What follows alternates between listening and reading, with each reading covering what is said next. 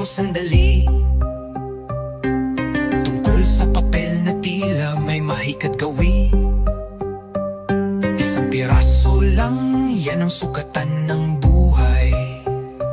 Nagpapabago ng anyo, laging nag-aalay ng kapangyarihan sa kamay ng sinuman. Pera ang tanging batas sa mundong ating ginagalawan. Sisigaw daan ang boses ng katarungan, matapang magsalita, walang inuurungan. Pero nang dumating ang sako na di mabilang, biglang naumid ang dila, ang labi ay napipit malamlam.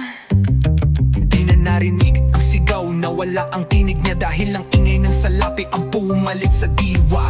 Ang matalino na di matalo sa debate dahil sa pera, ginawang tangat walang silbi. Pinabayaran ng utak, binaluktot ang prinsipyo, naging sunod-sunuran ng utak ay naglilimyo. Samantalang ang bobo na walang alam na letra, dahil sa yaman tinawag na henyo at propeta. Biglang may dunong, may talino, may pananaw, sikat sa lipunan, pinupurit, sinasayaw.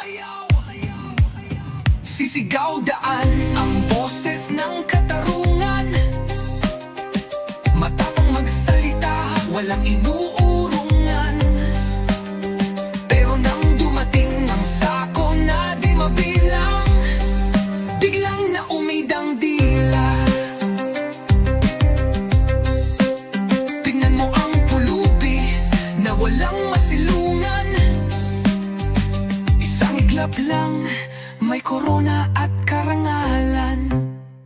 Naging monarkiya sa kahayaan ng utang, dahil ang pera ang nagbigay ilaw sa dilim na daan. At ang makasalanan na puno ng dumit bahid, biglang naging banal, nagsusuot ng puting damit. Ang unholy na gawa, nabura, naging malinis.